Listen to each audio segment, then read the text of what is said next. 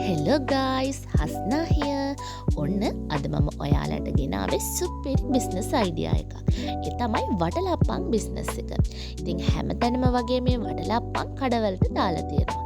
ඉතින් හැම කඩේකම මෙන්න මේ වගේ සුපිරි රහක් එක්ක හොඳ පාටක් එක්ක වටලප්පන් හදාගන්න හැමෝටම බෑ.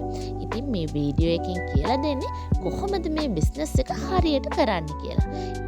දැන් අපි මේක හදා ගන්න ඕන ඉන්ග්‍රේඩියන්ට්ස් ටික බලමු. ඉතින් මම අද ගත්තේ බිත්තර 10ක්. ඒ වගේම පොල් කිලි මිලිලීටර් 250ක්, සීනි ග්‍රෑම් 350ක්, ලුණු චුට්ටක්, හෙන සාල් ඇට 5ක් විතර. ඉතින් ඒ තමයි අවශ්‍ය කරන ඉන්ග්‍රේඩියන්ට්ස් ටික. ඉතින් ගොඩක් කට්ටිය පොල් කිරි වෙනුවට ඒවා කිරි පිටි, ඒ වගේම ෆ්‍රෙෂ් මිල්ක් යොදා ගන්නවා. ඉතින් මුස්ලිම් ස්ටයිල් එකට හදනවා නම් පොල් කිරි දාලා හදන එක තමයි හරිම ක්‍රමය. ඉස්සෙල්ලාම අපි කැරමල් එක හදාගන්නේ කොහොමද කියලා බලමු. පෑන් එකක් ලිපේ තියලා අපි ගත්ත හෙනසල් ඇට කිහිපය මෙන්න මේ විදිහට රත් කරගන්නවා. මෙහෙම රත් කරගන්නේ හොඳ සුවඳක් ලබා ගන්න. ඒ වගේම කුඩු කරගන්නත් ඉතාම ලේසි. මෙන්න මේ විදිහට හොඳට රත් කරගෙන කුඩු කරගන්න ඕනේ. ගොඩක් අය මේකට එකතු කරනවා විවිධ සුවඳකාරක. ඉතින් එහෙම සුවඳකාරක එකතු කරන්න අවශ්‍ය නැහැ. මේ ටික හොඳටම ප්‍රමාණවත්. මේ ටික බිත්තරත් එක්ක එකතු කරනකොට හොඳ සුවඳක් අපිට ලබා ගන්න පුළුවන්. ඔයාලට දැන් පේනවත් ඇති මම මේක හොඳට කුඩු කරගෙන තියෙනවා. ඔයාලත් මෙන්න මේ වගේ හොඳට කුඩු කරගන්න. දැන් අපි මේ පෑන් එකටම අපි එකතු කරගන්නවා අපිට කැරමල් කරන්න ඕන සීනි ටික. අපි සීනි ග්‍රෑම් 350යිනේ ගත්තේ. ඒකෙන් ග්‍රෑම් 50ක් විතර අපි කැරමල් කරන්න යොදා ගන්නවා.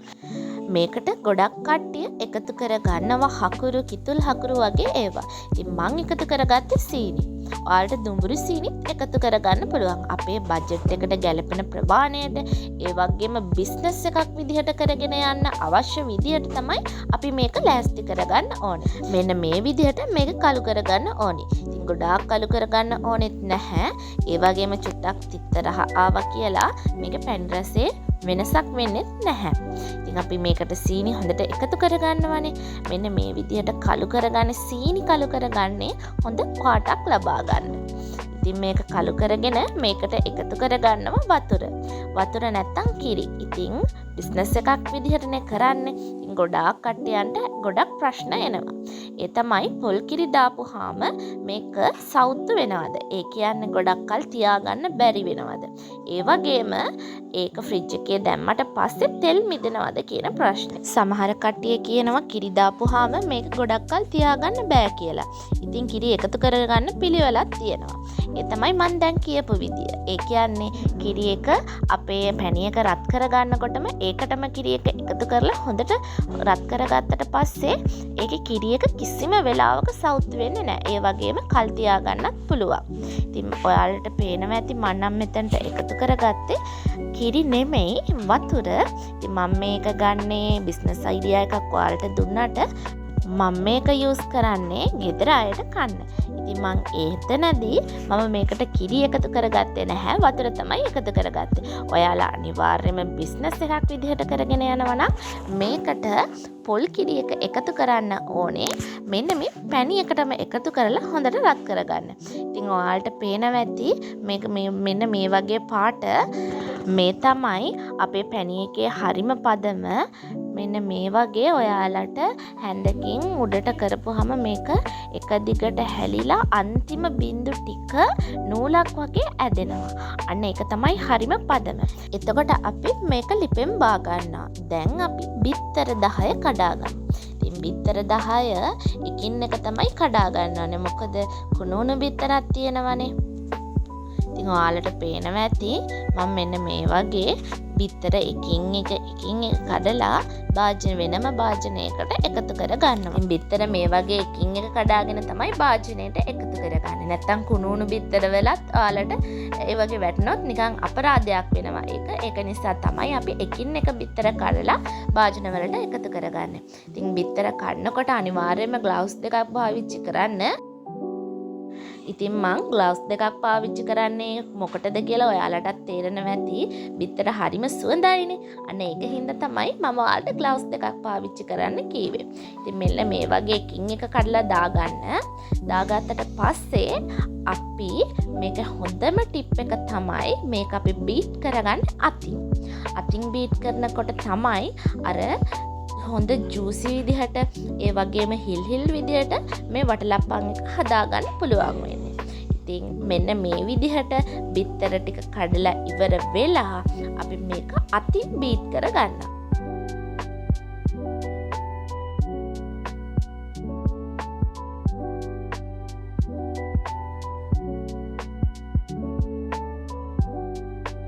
මෙන්න මේ හේතුව නිසායි මම ඔයාලට ග්ලව්ස් දෙකක් දාගන්න කිව්වේ. ඉතින් ග්ලව්ස් එකක් දාගත්තා නම් මෙන්න මේ වාසිය තියෙනවා. අතේ බිත්තර ගෑවෙන්නෙත් නැහැ, බිත්තර සුවඳ එන්නෙත් නැහැ. මෙන්න මේ වගේ අතින් බීට් කරගන්න ඕනේ. මේක තමයි වැදගත්ම ටිප් එක. මේකෙන් තමයි හොඳ ජූසි ඒ වගේම අර හිල් තියෙන විදිහට වටලප්පන් එක හදාගන්න පුළුවන් වෙන්නේ. මෙන්න මේ ක්‍රමය තමයි නිකන් හරි ඔයා බීටරයක් හරි වෙන මොකක් හරි හැන්දක් වෙන මොකක් හරි ඔයා යූස් කරලා මේක බීට් කරගත්තොත් නිකන් පුඩිමක් වගේ කිසිම මේකක් නැතුව මේක හදාගන්න පුළුවන් වෙනවා. අතින් හැදුවොත් එහෙම හොඳ ජූසි විදිහට මේක හදාගන්න පුළුවන්. දැන් අපි ඒකට එකතු කරගන්නවා අපේ සීනි ග්‍රෑම් 300. සීනි ග්‍රෑම් 300 එකතු කරලා හොඳට කලවම් කරගන්නවා. ඉතින් මම ඒකට හැන්දක් ගත්තා. ඉතින් හැන්දෙන් මම හොඳට මේක කලවම් කරගන්නවා. ඉතින් මේ සීනි දිය වුණාට පස්සේ අපි ඒකට එකතු කරගන්නවා අපි අපේ කිරි එක. ඒ කියන්නේ පොල් කිරි මිලිලීටර් 250. මේක එකතු කරලා හොඳට කලවම් කරගන්න ඕනේ. මම ඔයාලට ඉස්සෙල්ලත් කීවා ඔයාලා කල් තබා ගන්නව නම් පොල් කිරි එකතු කරගන්න ඕනේ පැණි එකට. ඒකට හේතුව තමයි මේක මෙතනදි මෙහෙම එකතු කරගත්තොත් අපිට දවස් 2ක් 3ක් විතරයි තියාගන්න පුළුවන්. නැත්නම් මේක සමහර වෙලාවල් වලට මේක තියාගන්නත් පුළුවන් අවස්ථා තියෙනවා. නමුත් බිස්නස් එකක් විදිහට කරන කෙනෙක්ට මේක එකතු කරගන්න ඕනේ පැණි එකට. පැණි එකට එකතු කරගත්තොත් මේක කිසිම ඩිෆරන්ට් එකක් වෙන්නේ නැහැ. අපිට ඕන තරම් කාලයක් කියන දවස් 20ක් විතර අපිට සති 2-3ක් විතර අපිට මේක තියාගන්න පුළුවන්. ඒ තෙල් මිදෙන්නේ නැහැ. ඒ වගේ ගොඩාක් වාසි තියෙනවා. ඉතින් ඔයාලත් මේක හදලා බලන්න. ඔයාලට මේකේ වටිනාකම හොඳට තේරෙවි. දැන් අපි එකට එකතු කරගන්නවා පැණි එක. පැණි එක රස්න පිටින්ම එකතු කරගන්න එපා. රස්න පිටින් එකතු කරගත්තොත් මේ බිත්තර ටික තැම්බෙන්න පුළුවන්. ඉතින් රස්නේ නැති වෙලා ගියාට පස්සේ මෙන්න මේ විදිහට බිත්තර එකට පැණි එක හලා ගන්නවා. එකතු කරගෙන මෙන්න මේ විදිහට හොඳට කලවම් කරගන්න. ඔයාලට පේනවා ඇති මේකේ පාට ලස්සන පාටක් තමයි මේකේ තියෙන්නේ. දැන් අපි මේක පෙනේරයක් භාවිතයෙන් මෙන්න මේ විදිහට තව භාජනයකට මේක පෙරා ගන්න. මොකද මේකේ අපි දාපු අර කාඩමම් එහෙම තියෙනවනේ. ඒවා ඒ වගේම බිත්තරවල තියෙන කුණු ඒ වගේව එහෙම හලා ගන්න මේක උදව් වෙනවා. ඒ කියන්නේ මේක පෙරණ එකකින් පෙරාගෙන තමයි අපි කප් වලට දාගන්න ඕනේ. මෙන්න මේ විදිහට මේක හලා ගන්න. හලා ගත්තට පස්සේ අපි ඊළඟට කරන්නේ කප් වලට දාගන්න එක. ඉතින් 10කට සාමාන්‍යයෙන් කප් 16ක් නැත්නම් 15ක් ඕන වෙනවා. ග්‍රෑම් 80ක් දාන්න. ග්‍රෑම් 80ක් නෙමෙයි මිලිලීටර් 80ක් අපි එකතු කරගන්නවා. එකතු කරගන්නවා නම් අපිට යෝගට් කප් සයිස් අපිට ගන්න පුළුවන්. ඕනෑම කඩයකින් අපිට ගන්න පුළුවන්. ප්ලාස්ටික් කඩවලත් මේක තියෙනවා. ගන්නකොට ඔයාලා හොඳට බලලා ගන්න මේක ස්ටීම් කප් එකක්ද කියලා. ස්ටීම් කප් එකක් නම් අනිවාර්යයෙන්ම ඒකේ ස්ටීම් කප් එකේ පිටපැත්තේ ඒක ගහලා තියෙනවා අංක 5 කියන එක. ඔයාලට මේ පේනවා ඇති මම මේ පෙන්නනවා. මෙන්න මේ විදිහට අංක 5 ගහලා තියෙනවා. එතකොට අපිට අඳුර ගන්න පුළුවන් ඒක ස්ටීම් කප් එකක් කියලා. හරිද? එතකොට මෙන්න මේ කප් වලට අපි අපේ බැටර් ටික එකතු කරගන්නවා. එකතු කරගන්නකොට බිස්නස් එකක් නෙමේක. ඒක නිසා අපි මැනලා තමයි එකතු කරගන්න ඕනේ. සාමාන්‍යයෙන් මේ කප් එකට ග්‍රෑම් 80ක් විතර දාගන්න පුළුවන්. ඉතින් මම මැනලා මෙහෙම ග්‍රෑම් 80ක් දාගන්නවා.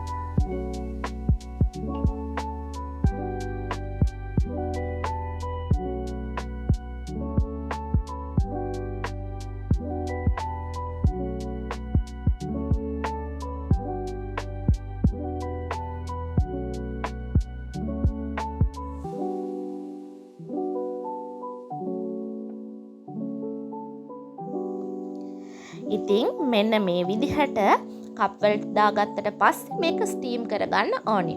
ඉතින් මම රයිස් කුකර් එකේ මේක තමයි ගත්තේ.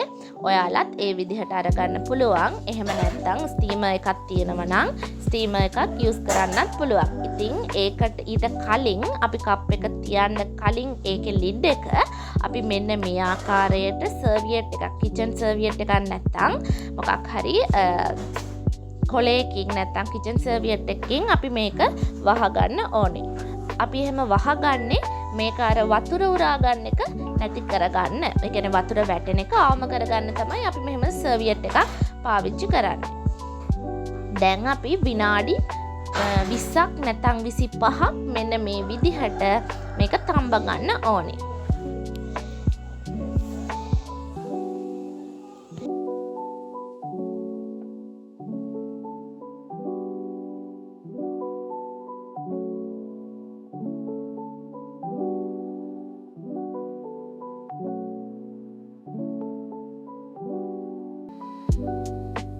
දැන් අපි මේක විනාඩි 20කින් පස්සේ මේ ඔයාලට පේනවා ඇති මේක හොඳට තැම්බිලා කියලා අපිට අඳුර ගන්න පුළුවන් මේක උඩින් අර හිල් වගේ ඇවිල්ලා ඒක පිම්බිලා තියෙන එකෙන් අපිට අඳුර ගන්න පුළුවන් ඒක හොඳට තැම්බිලා තියෙන්නේ කියලා.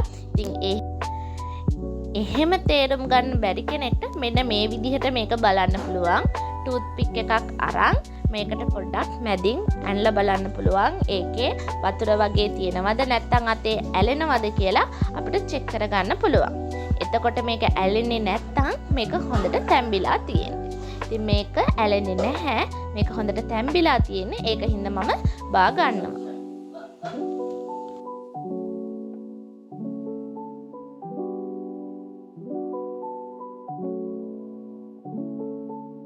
ඉතින් ඔයාලට පේනවා ඇති මේක හරිම ජූසි විදිහට මම ඔයාලට පෙන්නන්නේ උණු උණුවෙන් හරිම ජූසි විදිහට ඔයාලට පේනවා ඇති. ඒ වගේම මේක බිස්නස් එකක් විදිහට කරගෙන යනවා නම් අනිවාර්යයෙන්ම මේකට ලේබල් එකක් ඕනේ. ඉතින් මේ ඔයාලට පෙන්නන්නේ මගේ ලේබල් එක. ඉතින් ලේබල් එකක් හදාගන්න එක එච්චර අමාරුවක් නැහැ. ලේබල් එකක් හදාගන්න කලින් අපි ගාව තියෙන්න ඕනේ BR එකක්. ඒ කියන්නේ බිස්නස් රෙජිස්ට්‍රේෂන් එකක්. කියන්නේ ලියාපදිංචි කිරීමක් අපි ගාව අනිවාර්යයෙන්ම තියාගන්න තියෙන්න ඕනේ. ඉතින් කොහොමද අපි මේ බිස්නස් රෙජිස්ට්‍රේෂන් එක කරන්නේ? ඒ වගේම ලේබල් එකක් හදාගන්නේ කොහොමද කියන එක මම ඉස්සරහට වීඩියෝ වලදී ගේන්නම්. ඉතින් මෙන්න මේ විදිහට ලේබල් එකක් හදාගෙන මෙහෙම අපි අලව ගන්නවා. ඉතින් හරියටම මැදට වෙන්න මේක අලවගෙන මෙන්න මේ ආකාරයට අපේ වටලම්පන් එක හදා ගන්නවා. ඉතින් ඔයාලට පේනවා ඇති මේක අපිට කඩවල් වලට දාගන්න පුළුවන්. ඒ වගේම ඇහැටත් හරි ලස්සනට පේනවා. අපි හදන දේ හරියට තියෙන්න ඕනේ. ඒ වගේම හරිය ලස්සනට තියෙන්න ඕනේ. හොඳ රහට තියෙන්න ඕනේ. රහට තිබ්බොත් තමයි හැම කෙනෙක්ම අපේ කෑම ගන්නෙ. ඒ වගේම හොඳ ක්වොලිටි එකකුත් තියෙන්න. ගොඩක් කට්ටිය කරන්නේ මේකේ ලාභය ලබා ගන්නවට මේකට වතුර එකතු කරනවා. ඒ වගේම ෆුඩ් කලරින් යූස් කරනවා. ඉතින් ඒක කිසිම වැඩක් වෙන්නේ නැහැ.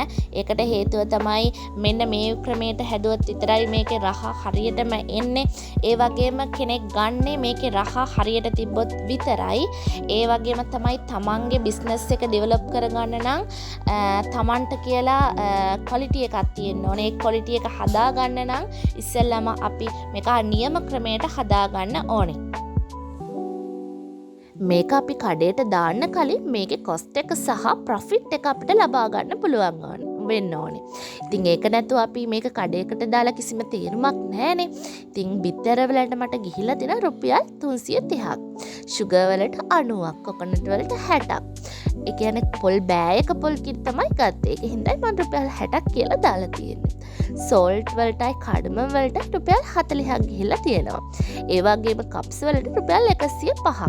ලේබල් වලට 60ක්. ඒ වගේම ගෑස් එකට රුපියල් 100ක් මම දාගත්තා. එතකොට අපිට වියදම ගිහිල්ලා තියෙනවා රුපියල් 785ක්. එතකොට මම මේක දාන්නේ කඩේට දාන රුපියල් 100ට. එතකොට ඒක විකුණන්නේ කියන්නේ කඩේ හිමිය කඩ හිමිය මේක විකුණන්නේ රුපියල් 120ට. එතකොට එයාට 20ක ලාභයක් තියාගෙන තමයි එයා මේක විකුණන්නේ. එතකොට මම මේ කප් 15ක් හැදුවා. එතකොට මට මුළු ආදායම 1500යි. එතකොට 1500න් වියදම අඩු කරපුවාම ඒ කියන්නේ 1500න් 785ක් අඩු කරපුවාම අපේ ශුද්ධ ලාභය එනවා 715ක් කියලා. එතකොට අපිට මේකේ ශුද්ධ ලාභය තමයි 715ක්. ඒ කියන්නේ කප් 15ක් අපි කඩේට දැම්මොත් අපිට ලාභයක් තියෙන රුපියල් 715ක ලාභයක්. දැන් ඔයාලටත් තේරෙනවා ඇති මේකේ ලාභය කොහොමද කියලා. එකට එක ලාභයි. එතකොට ඔයාලට මේක හොඳ බිස්නස් අයිඩියා එකක් කියලා ඔයාලට තේරෙනවා ඇති. ගොඩක් කට්ටිය කරන වැඩේ තමයි ලාභය වැඩි කරගන්න මේකට වතුර, ඒ වගේම රසකාරක, කලරින්, ඒ වගේ ඒවා එකතු කරනවා. ඉතින් එහෙම එකතු කරලා අපිට ලාභයක් ලබා ගන්න බෑ. ඒ කියන්නේ මේක කන කෙනත් මේක බලනවා කොහොමද මේක රහයිද. එතකොට එයාලට කැමති නම් විතරයි ආයේ මේක ඇවිල්ලා ගන්නෙ. ඉතින් අපි ඒකත් අපේ බිස්නස් එකේ ප්‍රොෆිට් එක වැඩි දියුණු කරගන්න පුළුවන් විදිහක්. ඉතින් ඔයාලා මේ වීඩියෝ එකට කැමති නම් ඒ වගේම මේ බිස්නස් අයිඩියා එකට ඔයාලා කැමති නම් හිතා ඉන්න එපා. අදම try කරලා බලන්න කොහොමද මේක ප්‍රොෆිට් එක කොහොමද අපි අචීව් කරගන්නේ, කොහොමද අපි මේකේ ප්‍රොෆිට් එක ලබා ගන්න කියලා. ඒ වගේම ඔයාලා මේ වීඩියෝ එකට කැමති නම් like කරන්න, comment කරන්න, share කරන්න. ඒ වගේම මාව subscribe කරන්න. ඉස්සරහට ඔයාලට වීඩියෝ ඕනේ නම් bell icon එක click කරලා තියාගන්න. එතකොට ඔයාලා ගාවටම මගේ වීඩියෝ එක ගෙන ගන්න පුළුවන්. එහෙනම් අදට ගිහින් එන්නම්. සතුටින් පරිස්සමින් ඉන්න ඕන.